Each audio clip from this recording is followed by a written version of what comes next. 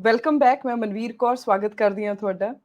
ਆਜ਼ਾਦ ਭਾਰਤ ਦੇ ਵਿੱਚ ਸ਼ਹੀਦ ਭਗਤ ਸਿੰਘ ਜੀ ਨੂੰ ਕਟਹਿਰੇ 'ਚ ਖੜਾ ਕੀਤਾ ਜਾ ਰਿਹਾ, ਉਹਨਾਂ ਤੇ ਤੋਹਮਤਬਾਜ਼ੀ ਕੀਤੀ ਜਾ ਰਹੀ ਹੈ। ਇਸੇ ਮੁੱਦੇ ਦੇ ਵਿੱਚੋਂ ਕੁਝ ਫੈਕਟਰਸ ਹੈ ਜਿਨ੍ਹਾਂ ਤੇ ਆਪਾਂ ਅੱਜ ਫੋਕਸ ਕਰਾਂਗੇ। ਫੈਕਟਰਸ ਉਹੀ ਆ, ਸਵਾਲ ਉਹੀ ਹੈ ਕਿ ਇਹਦੇ ਪਿਛਲੀ ਮਨਸ਼ਾ ਕੀ ਹੈ, ਔਰ ਇਹ ਇਸ ਵਕਤ ਜਦੋਂ ਆਪਣਾ ਯੂਥ ਜਿਹੜਾ ਹੈ ਭਗਤ ਸਿੰਘ ਜੀ ਨੂੰ ਹੀਰੋ ਮੰਨਦਾ, ਤਾਂ ਇੱਦਾਂ ਦੇ ਸਵਾਲ ਲੈ ਕੇ ਆਉਣ ਦਾ ਕੀ ਮਤਲਬ।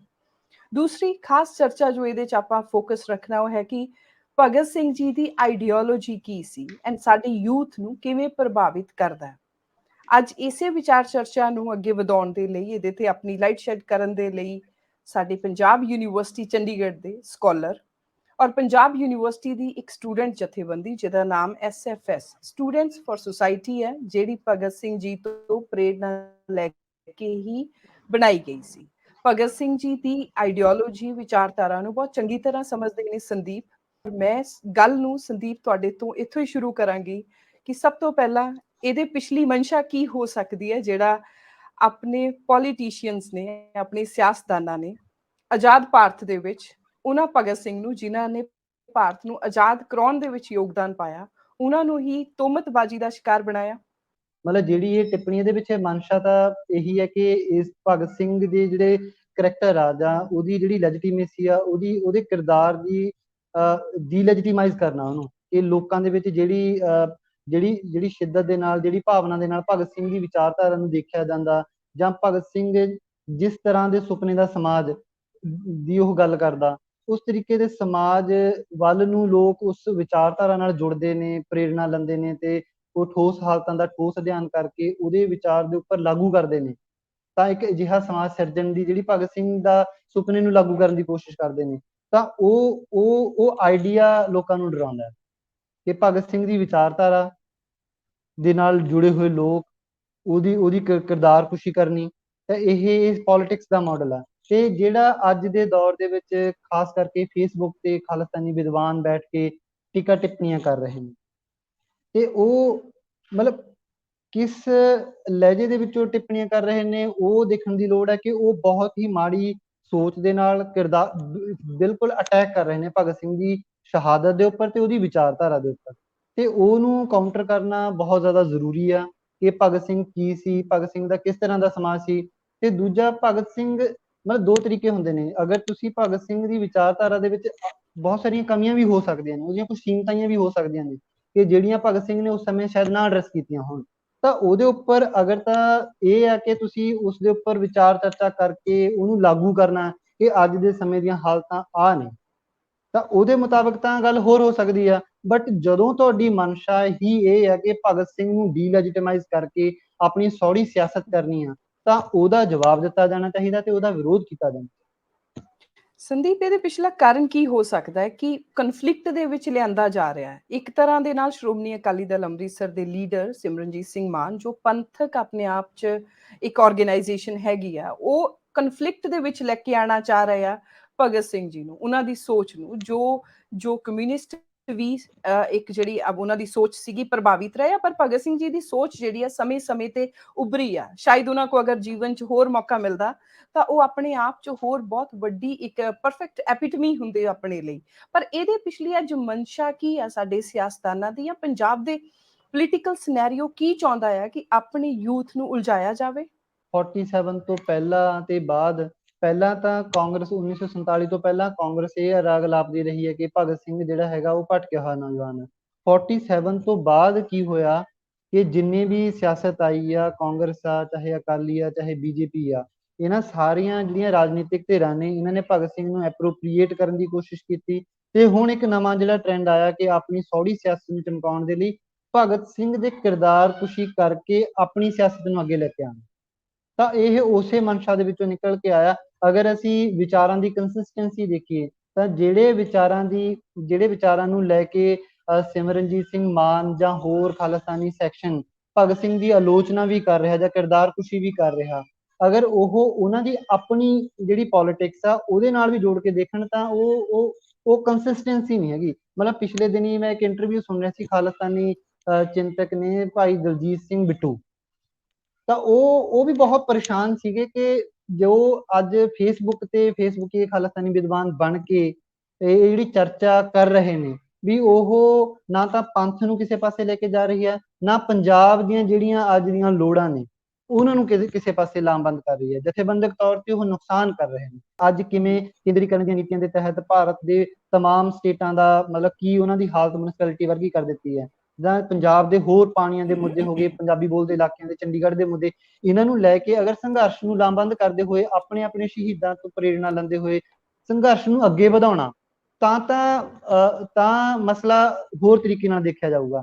ਬਟ ਅੱਜ ਜੋ ਹੋ ਰਿਹਾ ਉਹ ਭਗਤ ਸਿੰਘ ਦੇ ਕਿਰਦਾਰ ਕੁਸ਼ੀ ਕੀਤੀ ਜਾ ਰਹੀ ਹੈ। ਫੇਸਬੁੱਕ ਤੇ ਜਿਹੜੇ ਵਿਦਵਾਨ ਬੈਠੇ ਨੇ ਉਹ ਗਲਤ ਤੱਥ ਪੇਸ਼ ਕਰਕੇ ਭਗਤ ਸਿੰਘ ਨੂੰ ਰਾਸ਼ਟਰਵਾਦੀ ਘੋਸ਼ਿਤ ਕਰਨ ਦੀ ਕੋਸ਼ਿਸ਼ ਕਰ ਰਹੇ ਨੇ, ਉਹਨੂੰ ਡੀਲੈਜੀਟੀਮੇਟ ਕਰਨ ਦੀ ਕੋਸ਼ਿਸ਼ ਕਰ ਰਹੇ ਨੇ, ਜਿਹੜਾ ਕਿ ਬਹੁਤ ਘਿਨਾਉਣਾ ਕੰਮ ਹੈ, ਬਹੁਤ ਨੀਚ ਹਰਕਤ ਹੈ। ਸੰਦੀਪ, ਅੱਜ ਦੇ ਸਮੇਂ ਦੇ ਵਿੱਚ ਸਿਮਰਨਜੀਤ ਸਿੰਘ ਮਾਨ ਨੇ ਬਿਆਨ ਦਿੱਤਾ ਤਾਂ ਸਿਮਰਨਜੀਤ ਸਿੰਘ ਮਾਨ ਆਲਰੇਡੀ ਜਿੱਤੇ ਹੋਏ ਕੈਂਡੀਡੇਟ ਨੇ, ਉਹਨਾਂ ਨੂੰ ਕੀ ਜ਼ਰੂਰਤ ਪੈ ਗਈ? ਕੀ ਉਹ ਸੋਚਦੇ ਨੇ ਕਿਉਂਕਿ ਉਹਨਾਂ ਦੇ ਨਾਲ ਜ਼ਾਹਿਰ ਜੀ ਗੱਲ ਹੈ ਬਹੁਤ ਵੱਡੀ ਯੂਥ ਸਪੋਰਟ ਹੈਗੀ ਹੈ।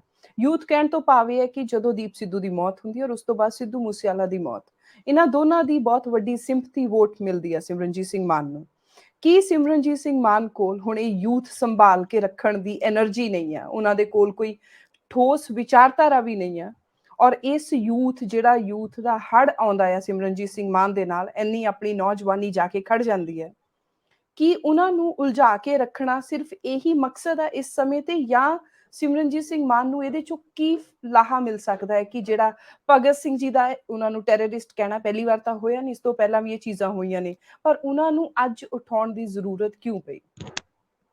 ਅਸਲ ਦੇ ਵਿੱਚ ਅੱਜ ਜੋ ਦੇਸ਼ ਦੀ ਹਾਲਤ ਹੈ, ਜਾਂ ਅਗਰ ਤੁਸੀਂ ਖਾਲਿਸਤਾਨ ਦੇ ਪੱਖ ਤੋਂ ਹੀ ਗੱਲ ਕਰ ਲਓ ਕਿ ਕੀ ਜੇ ਸਿੱਖ ਸਟੇਟ ਦੀ ਗੱਲ ਕਰਨੀ ਆ, ਕੀ ਪਾਰਲੀਮੈਂਟ ਉਹ ਰਾਹ ਹੈਗਾ ਜਿਹਦੇ ਰਾਹੀਂ ਜਿਹੜੀਆਂ ਪੰਜਾਬ ਹਤੈਸ਼ੀ ਹੋਣ ਦਾ ਦਾਅਵਾ ਕਰਦੇ ਨੇ ਕਿ ਪੰਜਾਬ ਦੀਆਂ ਮੰਗਾਂ ਨੂੰ ਲੈ ਕੇ, ਪੰਜਾਬ ਦੇ ਲੋਕਾਂ ਦੀਆਂ ਹਕੂਕੀ ਮੰਗਾਂ ਜਿਹੜੀਆਂ ਹੈਗੀਆਂ, ਜਿਹੜਾ ਕਾਨੂੰਨ 1947 ਜਾਂ ਉਸ ਤੋਂ ਬਾਅਦ ਲਗਾਤਾਰ ਹੁੰਦਾ ਆ ਰਿਹਾ ਸਟੇਟਾਂ ਦੇ ਅਧਿਕਾਰ ਖੋਏ ਜਾ ਰਹੇ ਨੇ, ਕੀ ਪਾਰਲੀਮੈਂਟ ਉਹ ਰਾਹ ਹੈਗਾ ਜਿਹਦੇ ਰਾਹੀਂ ਉਹ ਆਪਣੀਆਂ ਮੰਗਾਂ ਮਨਵਾਈਆਂ ਜਾ ਸਕਦੀਆਂ ਨੇ?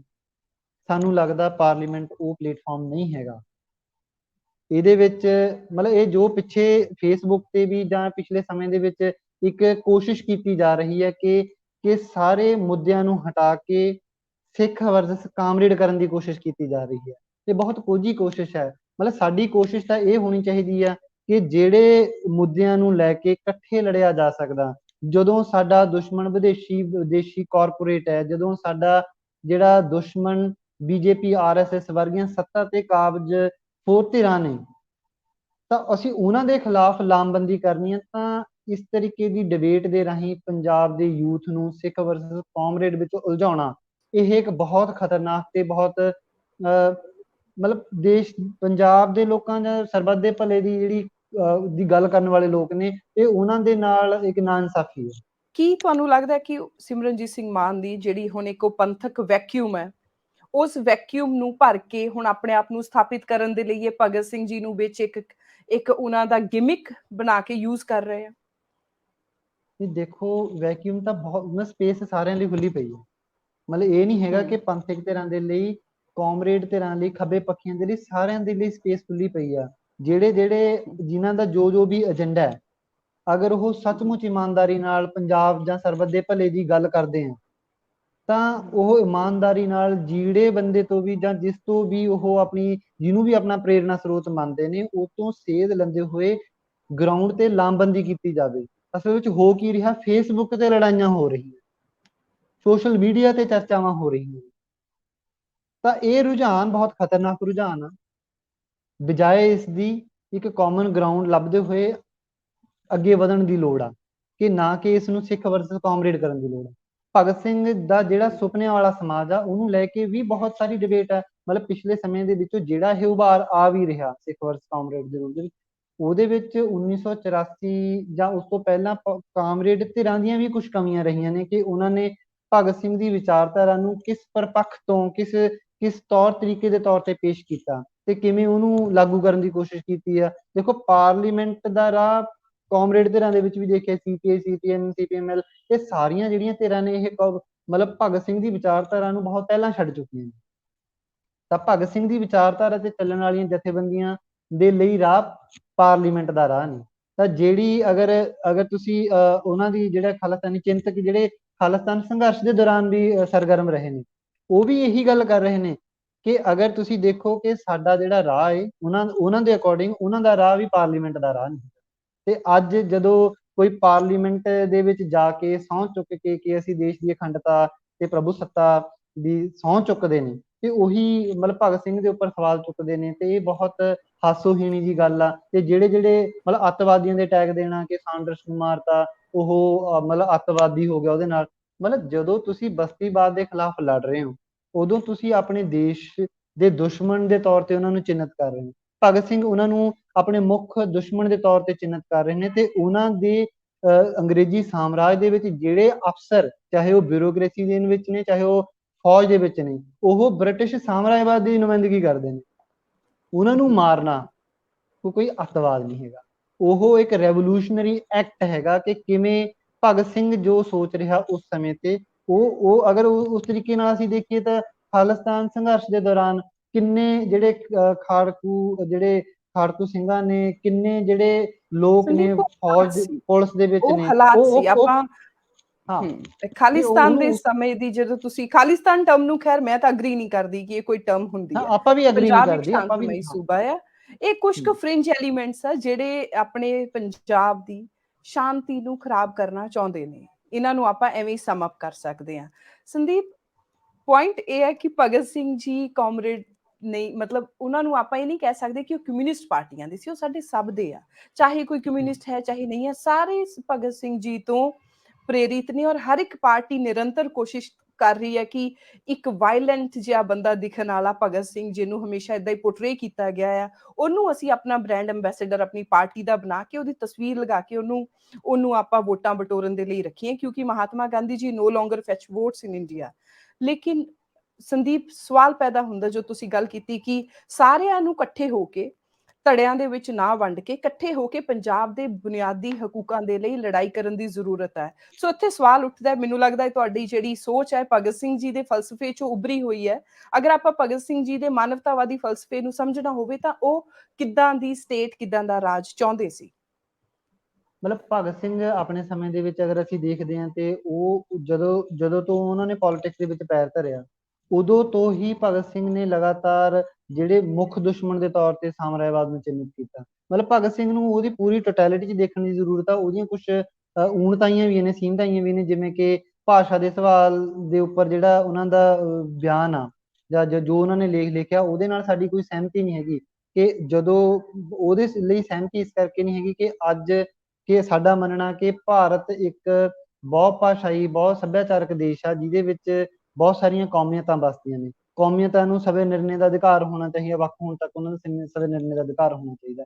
ਤਾਂ ਭਗਤ ਸਿੰਘ ਨੂੰ ਬਟ ਪੂਰੇ ਕੰਟੈਕਸਟ ਚੋਂ ਇੱਕ ਪੁਆਇੰਟ ਚੱਕ ਕੇ ਉਹਦੀ ਸਾਰੀ ਪੋਲਿਟਿਕਸ ਨੂੰ ਰੱਦਣਾ ਤੇ ਉਹਦੀ ਕਿਰਦਾਰਕੁਸ਼ੀ ਕਰਨਾ, ਇਹ ਖਤਰਨਾਕ ਰੁਝਾਨ ਆ। ਭਗਤ ਸਿੰਘ ਆਪਣੇ ਟਾਈਮ ਦੇ ਉੱਪਰ ਜਦੋਂ ਜਦੋਂ ਉਹ ਗਰੋ ਕਰ ਰਿਹਾ, ਉਹ ਤੁਸੀਂ ਦੇਖਦੇ ਹੋ ਕਿ ਉਹ ਸਾਮਰਾਜਵਾਦੀ ਜਿਹੜੀ ਬਸਤੀਵਾਦੀ ਲੁੱਟ ਆ ਉਹਦਾ ਵਿਸ਼ਲੇਸ਼ਣ ਬਹੁਤ ਸਟੀਕ ਤੌਰ ਤੇ ਕਰਦੇ ਨੇ ਕਿ ਉਹ ਜਦੋਂ ਸਾਰੀਆਂ ਪਾਰਟੀਆਂ, ਚਾਹੇ ਉਹ ਕਾਂਗਰਸ ਆ, ਚਾਹੇ ਉਹ ਅਕਾਲੀ ਦਲ ਆ, ਚਾਹੇ ਉਹ CPI ਆ, ਇਸ ਗੱਲ ਦੇ ਵਿੱਚ ਫੇਲ ਹੋ ਜਾਂਦਾ ਕਿ ਸਾਡੇ ਦੁਸ਼ਮਣ, ਸਾਡਾ ਪ੍ਰਾਇਮਰੀ ਦੁਸ਼ਮਣ ਕੌਣ ਆ।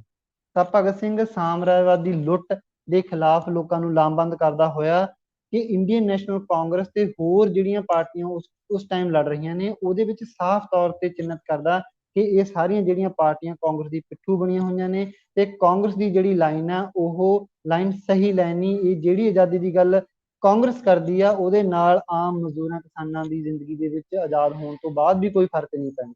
ਮਤਲਬ ਭਗਤ ਸਿੰਘ ਹਰ ਤਰ੍ਹਾਂ ਦੀ ਦੇਸ਼ੀ ਵਿਦੇਸ਼ੀ ਲੁੱਟ ਰਹਿਤ ਸਮਾਜ ਦੀ ਗੱਲ ਕਰਦਾ। ਉਹ ਗੱਲ ਕਰਦਾ ਕਿ ਸਾਡੀ ਜਿਹੜੀ ਜੰਗ ਆ, ਸਾਡਾ ਜਿਹੜੀ ਕ੍ਰਾਂਤੀ ਆ, ਉਦੋਂ ਤੱਕ ਜਾਰੀ ਰਹੂਗੀ ਜਦੋਂ ਮਨੁੱਖ ਹੱਥੋਂ ਜਿਹੜੀ ਲੁੱਟ ਆ ਉਹ ਬੰਦ ਨਹੀਂ ਹੋ ਜਾਂਦੀ।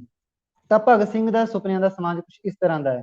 ਭਗਤ ਸਿੰਘ ਉਸ ਟਾਈਮ ਤੇ ਜਾਤ ਪਾਤ ਦੇ ਸਵਾਲ ਦੇ ਨਾਲ ਵੀ ਰੂਬਰੂ ਹੋ ਰਹੇ ਨੇ। ਭਗਤ ਸਿੰਘ ਉਸ ਸਮੇਂ ਜਿਹੜੀ ਫਿਰਕਾ ਪ੍ਰਸਤੀ ਚੱਲ ਰਹੀ ਆ ਉਹਦੇ ਨਾਲ ਵੀ, ਉਹਨੂੰ ਵੀ ਜਮਾਤੀ ਪਰਸਪੈਕਟਿਵ ਤੋਂ ਦੇਖ ਰਹੇ ਨੇ ਕਿ ਕਿਵੇਂ ਜਿਹੜੀ ਫਿਰਕਾ ਪ੍ਰਸਤੀ ਉਸ ਦੌਰ ਦੇ ਵਿੱਚ ਚੱਲ ਰਹੀ ਹੈ ਕਿ ਇਹਦਾ ਜਿਹੜਾ ਹੱਲ ਆ ਉਹ ਕਲਾਸ ਸਟਰਗਲ ਦੇ ਵਿੱਚ ਪਿਆ। ਹੁਣ ਭਗਤ ਸਿੰਘ ਅਗਰ ਤੁਸੀਂ ਗੱਲ ਕਰੋ, ਉਹ ਸ਼ੁਰੂਆਤੀ ਦੌਰ ਦੇ ਵਿੱਚ ਉਹ ਕਾਂਗਰਸ ਦੇ ਨਾਲ ਵੀ, ਕਾਂਗਰਸ ਨੂੰ ਵੀ ਵਾਚ ਕਰ ਰਿਹਾ। ਉਹ ਫਿਰ ਕਾਂਗਰਸ ਤੋਂ ਡਿਸਇਲੂਜ਼ਨਮੈਂਟ ਹੁੰਦੀ ਆ ਫਿਰ ਉਹ ਅਨਾਰਕਿਸਟ ਹੋ ਜਾਂਦਾ। ਅਨਾਰਕਿਸਟ ਹੋਣ ਤੋਂ ਬਾਅਦ ਫਿਰ ਜਦੋਂ ਉਹ ਆਇਰਿਸ਼ ਸਟਰਗਲ ਨੂੰ ਦੇਖਦਾ ਤਾਂ ਉਹ ਤੋਂ ਪ੍ਰਭਾਵਿਤ ਹੁੰਦਾ। ਉਸ ਤੋਂ ਬਾਅਦ ਉਹ ਆਪਣੇ ਲਾਸਟ ਟਾਈਮ ਦੇ ਵਿੱਚ ਲੈਨਨ ਤੇ ਸਟਾਲਿਨ ਨੂੰ ਪੜ੍ਹ ਰਿਹਾ, ਉਹਦੇ ਨਾਲ ਰੂਬਰੂ ਹੋ ਰਿਹਾ। ਤਾਂ ਉਹਦੀ ਪੂਰੀ ਟ੍ਰੈਜੈਕਟਰੀ ਜਿਹੜੀ ਹੈਗੀ ਆ ਕਿ ਉਹ ਸਾਰੀ ਉਸ ਜਮਾਤੀ ਸੰਘਰਸ਼ ਦੇ ਨਾਲ ਆ ਕਿ ਉਹ ਇੱਕ ਇਸ ਤਰ੍ਹਾਂ ਦਾ ਸਮਾਜ, ਇਸ ਤਰ੍ਹਾਂ ਦਾ ਸੰਸਾਰ ਜਿਹਦੇ ਵਿੱਚ ਇੱਕ ਇਨਸਾਨ ਦੀ ਦੂਜੇ ਇਨਸਾਨ ਹੱਥੋਂ ਲੁੱਟ ਜਿਹੜੀ ਹੈਗੀ ਆ ਉਹ ਖਤਮ ਹੋਵੇ, ਉਹ ਇਸ ਤਰ੍ਹਾਂ ਦੇ ਸੁਪਨੇ ਵੱਲ ਵੱਧ ਰਿਹਾ ਤੇ ਉਹ ਪੂਰੀ ਤਰ੍ਹਾਂ ਗਰੋ ਹੋ ਰਿਹਾ। ਅਗਰ ਤੁਸੀਂ ਜਿਹੜੀ ਉਹ ਲਾਸਟ ਟਾਈਮ ਤੇ ਕਿਤਾਬ ਪੜ੍ਹ ਰਿਹਾ, ਲੈਨਨ ਨੂੰ ਪੜ੍ਹ ਰਿਹਾ, ਮਤਲਬ ਲੈਨਨ ਉਹਨਾਂ ਦਾ ਤਾਂ ਕੌਮੀਅਤਾਂ ਦੇ ਉੱਪਰ ਇਹ ਸਵਾਲ ਹੀ ਆ ਕਿ ਹਰ ਜਿਹੜੀ ਕੌਮੀਅਤ ਆ ਉਹਨੂੰ ਪ੍ਰੀਜ਼ਰਵ ਕੀਤਾ ਜਾਣਾ ਚਾਹੀਦਾ ਤੇ ਉਹਨੂੰ ਉਹਦੀ ਪੂਰੀ autonomy, right to self determination till secession ਤੱਕ ਦਿੱਤਾ ਜਾਣਾ ਚਾਹੀਦਾ।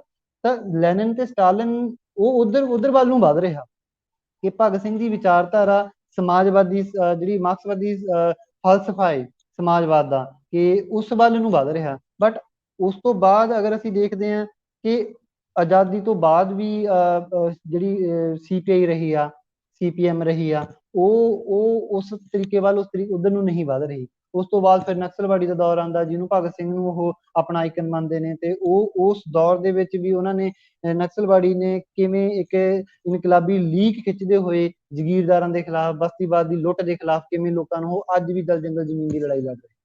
ਤਾਂ ਭਗਤ ਸਿੰਘ ਦੀ ਸੋਚ ਤੇ ਅੱਜ ਵੀ ਪਹਿਰਾ ਦਿੱਤਾ ਜਾ ਰਿਹਾ। ਬਟ ਜਦੋਂ ਇਹ ਐਡੇ ਵੱਡੇ ਅਟੈਕ ਕੀਤੇ ਜਾ ਰਹੇ ਨੇ ਭਗਤ ਸਿੰਘ ਦੀ ਵਿਚਾਰਧਾਰਾ ਤੇ ਤਾਂ ਸਾਨੂੰ ਸੋਚਣਾ ਬਣਦਾ ਕਿ ਇਹ ਜਿਹੜੇ ਲੋਕ ਫੇਸਬੁੱਕ ਤੇ ਬੈਠ ਕੇ ਸਿਰਫ ਕਿਰਦਾਰ ਖੁਸ਼ੀ ਕਰਨਾ ਜਾਣਦੇ ਨੇ ਤੇ ਉਹਨਾਂ ਦੇ ਖਿਲਾਫ ਸਾਨੂੰ ਲਾਮਬੰਦੀ ਵੀ ਕਰਨੀ ਪਊਗੀ। ਉਹਨਾਂ ਨੂੰ ਆਪਣੀ ਵਿਚਾਰਧਾਰਾ ਤੇ ਕੰਮ ਕਰਦੇ ਹੋਏ ਭਗਤ ਸਿੰਘ ਦੀ ਵਿਚਾਰਧਾਰਾ ਦੇ ਸੁਪਨਿਆਂ ਵਾਲਾ ਸਮਾਜ ਸਾਨੂੰ ਸਿਰਜਣ ਦੇ ਲਈ ਲੋਕਾਂ ਨੂੰ ਲਾਮਬੰਦ ਕਰਨ ਦੀ ਜ਼ਰੂਰਤ ਹੈ। ਭਗਤ ਸਿੰਘ ਜੀ ਦੀ ਜਿਹੜੀ ਸੋਚ ਸੀ ਇਹਦੇ ਵਿੱਚ ਇੱਕ ਧਰਮ ਦਾ ਪੱਖ ਬਹੁਤ ਇੰਪੋਰਟੈਂਟ ਸੀ ਕਿਉਂਕਿ ਆਪਣਾ ਜਿਹੜਾ ਦੇਸ਼ ਆ ਇਸ ਸਮੇਂ ਉਹ ਇੱਕ ਰਿਲੀਜੀਅਸ ਪ੍ਰਪੋਂਡਰੈਂਸ ਲਾਈਕ ਜਿਹੜੇ ਮੈਜੋਰਿਟੀ ਮਾਈਨੋਰਿਟੀ ਦਾ ਕਨਸੈਪਟ ਆ ਇਹ ਬੜਾ ਖਤਰਨਾਕ ਲੈਵਲ ਤੇ ਪਹੁੰਚ ਚੁੱਕਾ ਆ। ਰਿਲੀਜੀਅਸ ਫਨੈਟਿਸਿਜ਼ਮ ਆ ਔਰ ਜਿਹੜੇ ਭਗਤ ਸਿੰਘ ਆ ਮੈਨੂੰ ਲੱਗਦਾ ਕਿ ਉਹਨਾਂ ਨੂੰ ਅਗਰ ਆਪਾਂ ਪੜ੍ਹਨਾ ਚਾਹੁੰਦੇ ਹਾਂ ਜਾਂ ਉਹਨਾਂ ਤੇ ਕੋਈ ਗੱਲ ਕਰਨਾ ਚਾਹੁੰਦੇ ਹਾਂ ਤਾਂ ਆਪਾਂ ਨੂੰ ਆਪਣਾ ਧਰਮ ਪਿੱਛੇ ਰੱਖਣਾ ਪਏਗਾ। ਇੱਕ ਸਿਰਫ ਇਨਸਾਨ ਬਣ ਕੇ ਉਹਨਾਂ ਤੇ ਗੱਲ ਕਰਨੀ ਪਏਗੀ। ਹੁਣ ਇਸ ਚੀਜ਼ ਤੇ ਜੋ ਭਗਤ ਸਿੰਘ ਜੀ ਨੇ ਆਪਣੀ ਕਿਤਾਬ ਵੀ ਲਿਖੀ ਵਾਈ ਆਈ ਐਮ ਐਨ ਅਥੀਸਟ, ਇਹਦੇ ਤੋਂ ਤੁਸੀਂ ਗੱਲ ਸ਼ੁਰੂ ਕਰੋ। ਮੈਂ ਚਾਹੁੰਦੀ ਤੁਸੀਂ ਆਪਣੀ ਨੌਲੇਜ ਸ਼ੇਅਰ ਕਰੋ। ਅਸਲ ਦੇ ਵਿੱਚ ਇਹ ਬਹੁਤ ਹੀ ਬੇਹੁਦਾ ਜੀ ਗੱਲ ਆ ਕਿ ਭਗਤ ਸਿੰਘ ਨੂੰ ਸਿਰਫ ਵਾਈ ਐਮ ਅਥੀਸਟ ਤੱਕ ਮਹਿਦੂਦ ਕਰਨਾ। ਮਤਲਬ ਇਹ ਸਾਡੀ ਕਮੀ ਵੀ ਰਹੀ ਹੈ ਖੱਬੇ ਪੱਖੀ ਲਹਿਰ ਦੀ ਕਿ ਭਗਤ ਸਿੰਘ ਵੀ ਅਸੀਂ ਲੋਕਾਂ ਨੂੰ ਤਰਕਸ਼ੀਲ ਨਹੀਂ ਬਣਾਉਣਾ ਹੈਗਾ। ਮਤਲਬ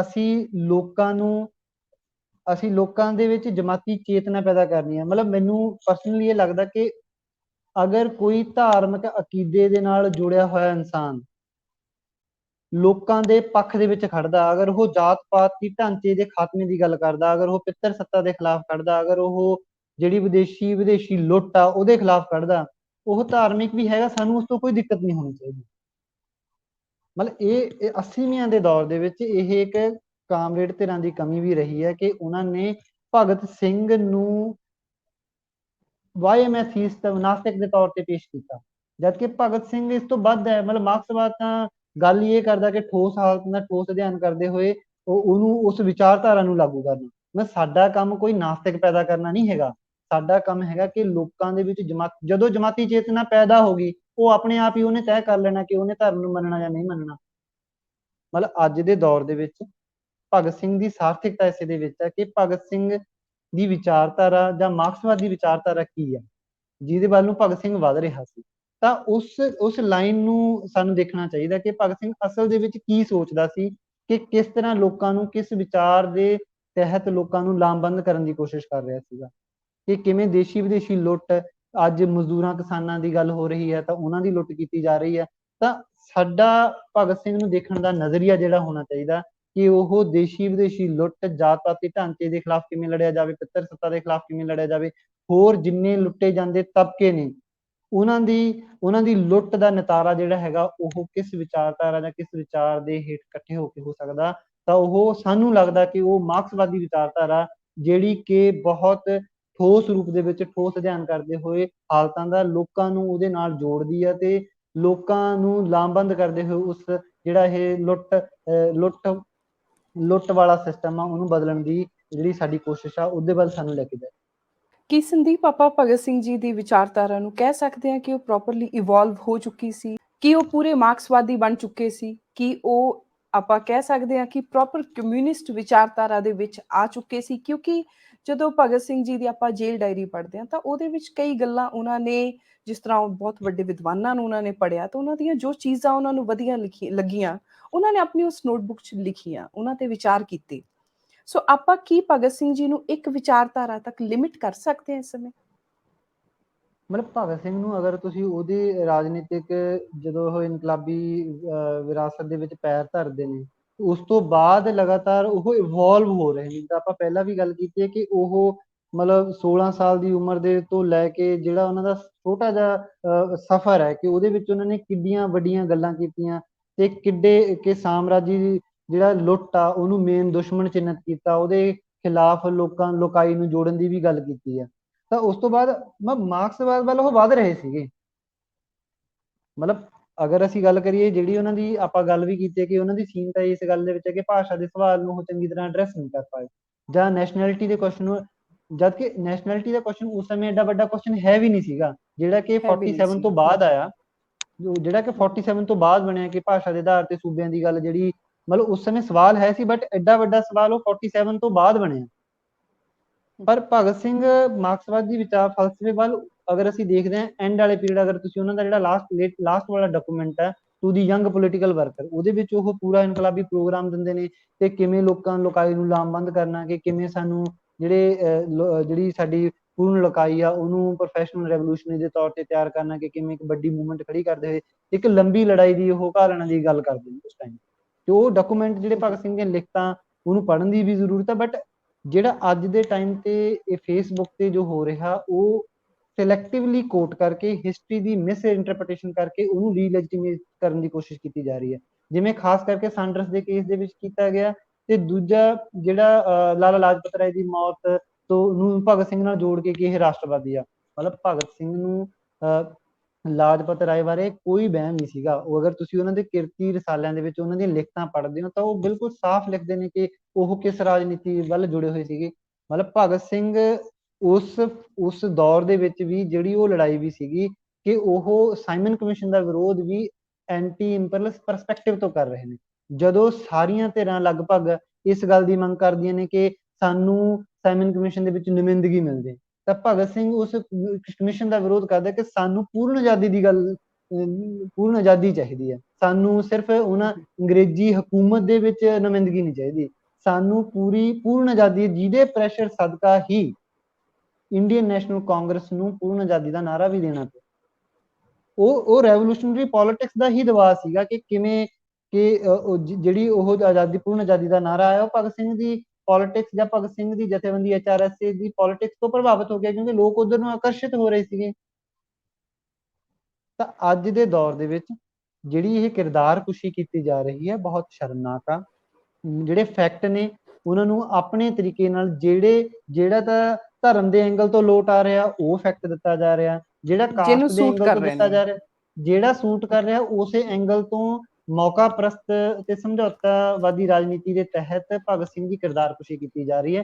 ਇਸ ਕਰਕੇ ਭਗਤ ਸਿੰਘ ਦੀ ਵਿਚਾਰਧਾਰਾ ਜਿਹੜੀ ਹੈਗੀ ਆ ਉਹ ਲੋਕਾਂ ਦੀ ਵਿਚਾਰਧਾਰਾ, ਉਹ ਤੁਸੀਂ ਲੋਕਾਂ ਚੋਂ ਮਨਫੀ ਕਰ ਹੀ ਨਹੀਂ ਸਕਦੇ, ਜਿੰਨਾ ਮਰਜ਼ੀ ਜੋ ਲਾ ਲਓ, ਲੋਕਾਂ ਚੋਂ ਮਨਫੀ ਭਗਤ ਸਿੰਘ ਹੋ ਨਹੀਂ ਸਕਦਾ। ਸੰਦੀਪ, ਆਖਰੀ ਦੋ ਸਵਾਲ ਨੇ। ਪਹਿਲਾ ਸਵਾਲ ਇਹ ਹੈ ਕਿ ਤੁਸੀਂ ਸਾਨੂੰ ਬਹੁਤ ਮਾਣ ਹੁੰਦਾ ਕਿ ਪੰਜਾਬ ਯੂਨੀਵਰਸਿਟੀ ਦੀਆਂ ਸਟੂਡੈਂਟ ਪੋਲਿਟਿਕਸ ਦੀਆਂ ਜਿਹੜੀਆਂ ਜਥੇਬੰਦੀਆਂ ਨੇ, ਜਾਂ ਜਿਹੜੀਆਂ ਸਟੂਡੈਂਟ ਪੋਲਿਟਿਕਸ 'ਚ ਨਹੀਂ ਵੀ ਹਿੱਸਾ ਲੈਂਦੀਆਂ, ਜਿਹੜੀਆਂ ਸਿਰਫ ਵਿਦਿਆਰਥੀਆਂ ਦੀਆਂ ਜਥੇਬੰਦੀਆਂ ਨੇ, ਤੁਸੀਂ ਹਰ ਆਪਣੀ ਕੌਮਾਂਤਰੀ ਲੈਵਲ ਤੇ, ਰਾਸ਼ਟਰੀ ਲੈਵਲ ਤੇ ਜਾਂ ਸੂਬਾ ਲੈਵਲ ਤੇ ਕੋਈ ਵੀ ਤੁਹਾਨੂੰ ਲੱਗਦਾ ਹੈ ਕਿ ਲੋਕਾਂ ਦੇ ਨਾਲ ਧੱਕਾ ਹੋ ਰਿਹਾ, ਤਾਂ ਤੁਸੀਂ ਆਪਣੀ ਆਵਾਜ਼ ਸਾਰੀਆਂ ਜਥੇਬੰਦੀਆਂ ਬੁਲੰਦ ਕਰਦੇ ਆਏ ਹੋ।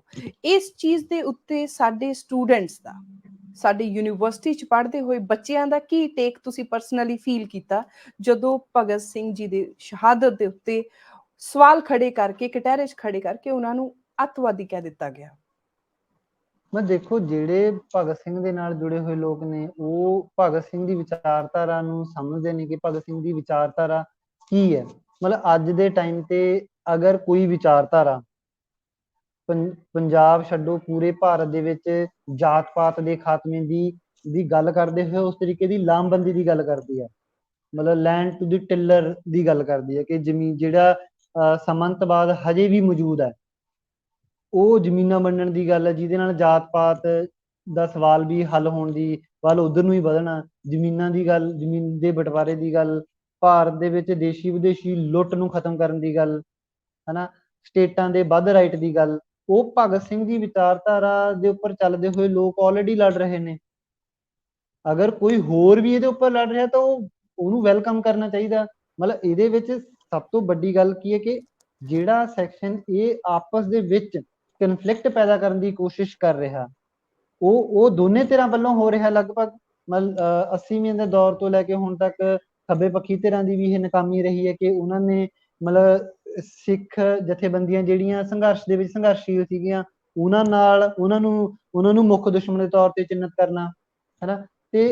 ਤੇ ਨਾਲ ਦੀ ਨਾਲ ਭਗਤ ਸਿੰਘ ਦੀ ਵਿਚਾਰਧਾਰਾ ਨੂੰ ਸਿਰਫ ਪਾਰਲੀਮੈਂਟਰੀ ਪੋਲਿਟਿਕਸ ਤੱਕ ਮਹਿਦੂਦ ਕਰਨਾ। ਤਾਂ ਇਸ ਚੀਜ਼ ਨੂੰ ਸਮਝਾਓ ਕਿ ਪਾਰਲੀਮੈਂਟਰੀ ਪੋਲਿਟਿਕਸ ਤੱਕ ਦੇਖੋ, ਆਪਣੇ ਸੰਵਿਧਾਨ ਦੇ ਅਕੋਰਡਿੰਗਲੀ ਤਾਂ ਪਾਰਲੀਮੈਂਟਰੀ ਸਿਸਟਮ ਇਸ ਸਮੇਂ ਆਪਣੇ ਦੇਸ਼ ਦੇ ਵਿੱਚ ਲਾਗੂ ਹੈ। ਗੱਲ ਖਿੱਚਣੀ ਪੈ ਰਹੀ ਆਪਾਂ ਨੂੰ।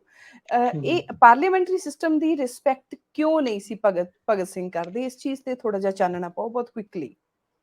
ਮਤਲਬ ਅਸਲ ਦੇ ਵਿੱਚ 1947 ਦੇ ਵਿੱਚ ਜਿਹੜੀ ਸੱਤਾ ਨੇ ਕਬਜ਼ਾ ਕੀਤਾ ਜਾਂ ਜਿਨ੍ਹਾਂ ਨੂੰ ਉਹਨਾਂ ਨੇ ਟਰਾਂਸਫਰ ਆਫ ਪਾਵਰ ਕੀਤੀ, ਉਹ ਇੰਡੀਅਨ ਨੈਸ਼ਨਲ ਕਾਂਗਰਸ ਦੇ ਰਿਪਰੈਜ਼ੈਂਟੇਟਿਵ ਸੀ। ਇੰਡੀਅਨ ਨੈਸ਼ਨਲ ਕਾਂਗਰਸ ਹਮੇਸ਼ਾ ਤੋਂ ਹੀ ਵੱਡੇ ਜਗੀਰਦਾਰਾਂ ਦੀ ਤੇ ਵੱਡੇ ਟਾਟੇ ਬਿਰਲਿਆਂ ਦੀ ਰਿਪਰੈਜ਼ੈਂਟੇਟਿਵ ਰਹੀ ਆ।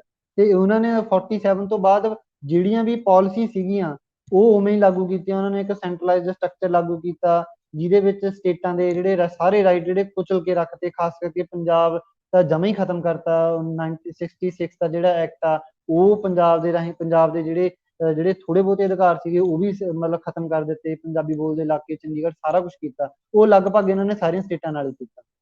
ਤਾਂ ਜਦੋਂ ਅਸੀਂ ਗੱਲ ਕਰਦੇ ਹਾਂ ਕਿ ਪਾਰਲੀਮੈਂਟਰੀ ਪੋਲਿਟਿਕਸ ਜਿਹੜੀ ਹੈਗੀ ਆ, ਉਹ ਅਸਲ ਦੇ ਵਿੱਚ ਉਹ ਸਾਰੀਆਂ ਪਾਲਿਸੀਆਂ ਲਾਗੂ ਕਰਦੀ ਆ ਜਿਹੜੀਆਂ ਵੱਡੇ ਸਰਮਾਏਦਾਰਾਂ ਦੇ ਹਿੱਤ ਵਿੱਚ ਨੇ, ਜਿਹੜੇ ਵੱਡੇ ਜਗੀਰਦਾਰਾਂ ਦੇ ਹਿੱਤ ਦੇ ਵਿੱਚ ਨੇ। ਤਾਂ ਅਸਲ ਦੇ ਵਿੱਚ ਜਦੋਂ ਆਪਾਂ ਗੱਲ ਕਰਦੇ ਹਾਂ ਕਿ ਵੀ ਪਾਰਲੀਮੈਂਟਰੀ ਪੋਲਿਟਿਕਸ ਲੋਕਾਂ ਦੀ ਮੁਕਤੀ ਦਾ ਰਾਹ ਨਹੀਂ ਹੈਗਾ, ਉਹਦੇ ਵਿੱਚ ਮਤਲਬ ਸਾਫ਼ ਤੌਰ ਤੇ ਅਸੀਂ ਦੇਖਦੇ ਹਾਂ ਕਿ ਜਿੰਨੇ ਵੀ ਪਾਰਲੀਮੈਂਟ ਦੇ ਵਿੱਚ ਜਿਹੜੇ ਲਾਅ ਆਉਂਦੇ ਨੇ, ਉਹ ਪਾਰਲੀਮੈਂਟ ਦੇ ਵਿੱਚੋਂ ਤਾਂ ਪਾਸ ਬਾਅਦ ਵਿੱਚ ਹੁੰਦੇ ਨੇ। ਸਭ ਤੋਂ ਪਹਿਲਾਂ ਉਹ WTO IMF ਦੇ ਹੈੱਡਕੁਆਟਰ ਦੇ ਵਿੱਚ ਪਾਸ ਹੁੰਦੇ। ਤਾਂ ਜਿਹੜੀ ਗੱਲ ਆਪਾਂ ਗੱਲ ਕਰ ਰਹੇ ਹਾਂ ਕਿ ਭਾਰਤ 1947 ਦੇ ਵਿੱਚ ਆਜ਼ਾਦ ਨਹੀਂ ਹੋਇਆ, ਉਹ ਟਰਾਂਸਫਰ ਆਫ ਪਾਵਰ ਹੋਈ ਆ। ਟਰਾਂਸਫਰ ਆਫ ਪਾਵਰ ਦੇ ਵਿੱਚ ਉਹੀ ਜਿਹੜੇ ਗਲੋਬਲ ਕੈਪੀਟਲ ਆ, ਕੈਪੀਟਲਿਸਟਾਂ ਦੇ ਜਿਹੜੇ ਇੰਟਰਸਟ ਨੇ, ਇੰਪਰੀਅਲਿਸਟਾਂ ਦੇ ਇੰਟਰਸਟ ਨੇ, ਉਹ ਉਵੇਂ ਹੀ ਮੇਨਟੇਨ ਰੱਖੇ ਗਏ। ਤਾਂ ਪਾਰਲੀਮੈਂਟ ਦੇ ਵਿੱਚ ਖੇਤੀ ਕਾਨੂੰਨ ਆਉਂਦੇ ਨੇ, ਖੇਤੀ ਕਾਨੂੰਨ ਦੇ ਉੱਪਰ ਕਿਹੜਾ ਬਹਿਸ ਹੁੰਦੀ ਹੈ, ਉਵੇਂ ਲਾਗੂ ਕਰ ਦਿੱਤੇ ਜਾਂਦੇ ਨੇ। ਨੈਸ਼ਨਲ ਐਜੂਕੇਸ਼ਨ ਪਾਲਿਸੀ ਆਉਂਦੀ, ਉਹਦੇ ਉੱਪਰ ਡਿਸਕਸ਼ਨ ਵੀ ਨਹੀਂ ਹੁੰਦੀ।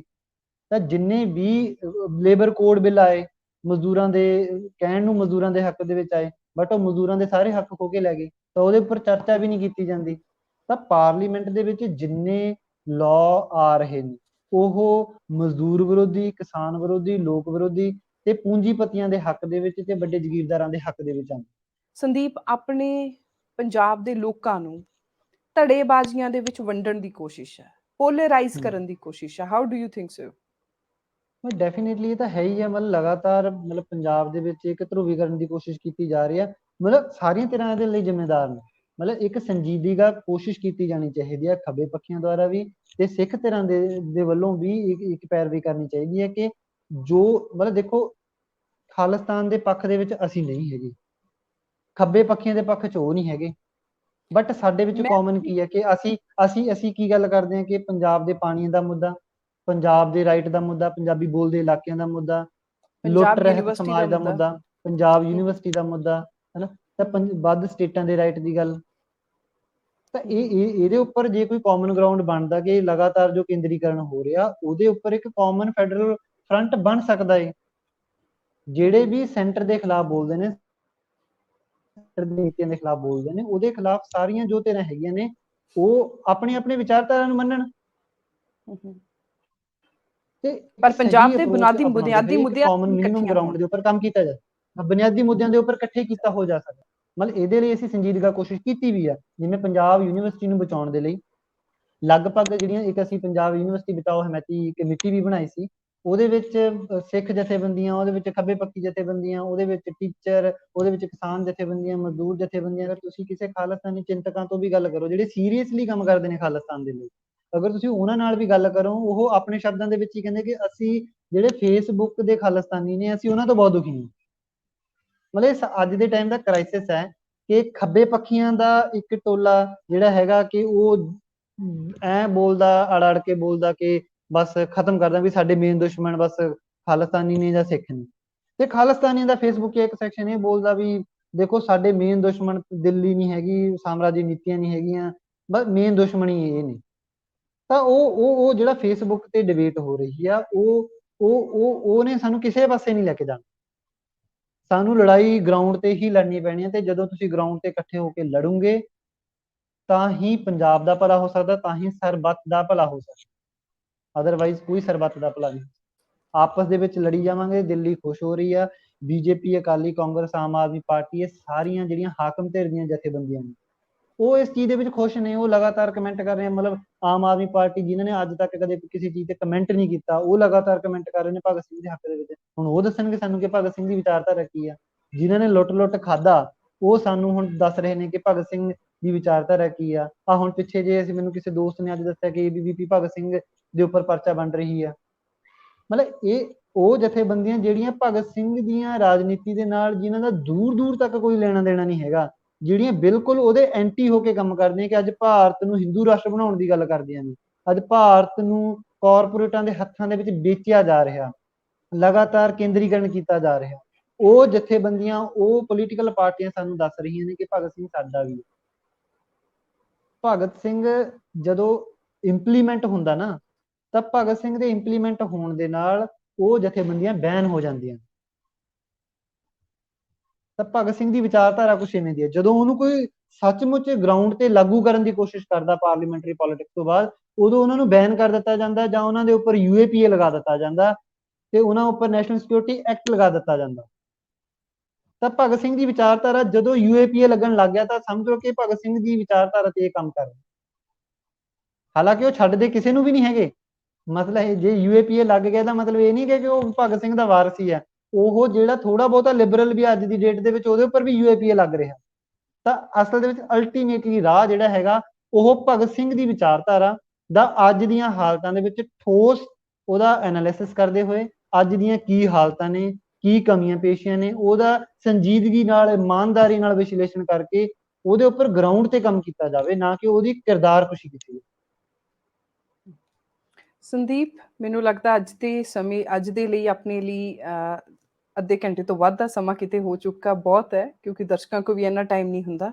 ਇਹ ਵਿਚਾਰ ਚਰਚਾ ਨੂੰ ਆਪਾਂ ਅੱਗੇ ਵੀ ਵਧਾਵਾਂਗੇ। ਜੋ ਤੁਹਾਡੀ ਸੋਚ ਦਾ ਪਰਸਪੈਕਟਿਵ ਹੈ, ਇਸ ਪਰਸਪੈਕਟਿਵ ਨੂੰ ਵੀ ਆਪਾਂ ਅੱਗੇ ਰੱਖਾਂਗੇ। ਪਰ ਖਾਸ ਜੋ ਆਪਣਾ ਮਕਸਦ ਇਸ ਗੱਲਬਾਤ ਦਾ ਵੀ ਸੀ ਇਹੀ ਸੀ ਕਿ ਜਿਹੜੀਆਂ ਚੀਜ਼ਾਂ ਨੇ ਉਹ ਕਲੀਅਰ ਹੋ ਕੇ ਲੋਕਾਂ ਦੇ ਸਾਹਮਣੇ ਹੋਣ, ਮਿਸ ਇਨਫੋਰਮੇਸ਼ਨ ਨਾ ਹੋਵੇ, ਰਾਦਰ ਇਨਫੋਰਮੇਸ਼ਨ, ਫੈਕਟ ਜਿਹੜੇ ਆ ਲੋਕਾਂ ਦੇ ਵਿੱਚ ਦਿੱਤੇ ਜਾਣ। ਕੋਈ ਵੀ ਸਿਆਸੀ ਪਾਰਟੀ ਆਪਣੀ ਸਿਆਸੀ ਗਰਾਊਂਡ, ਸਿਆਸੀ ਦੁਕਾਨ ਚਲਾਉਣ ਦੇ ਲਈ ਲੋਕਾਂ ਨੂੰ, ਸਾਡੀ ਨੌਜਵਾਨੀ ਨੂੰ ਧੜਿਆਂ ਦੇ ਵਿੱਚ ਵੰਡ ਨਾ ਦੇਵੇ, ਬਸ ਇਹੀ ਮਕਸਦ ਹੈ। Thank you so much Sandeep, ਤੁਸੀਂ ਆਪਣਾ ਟਾਈਮ ਦਿੱਤਾ। ਧੰਨਵਾਦ। ਧੰਨਵਾਦ।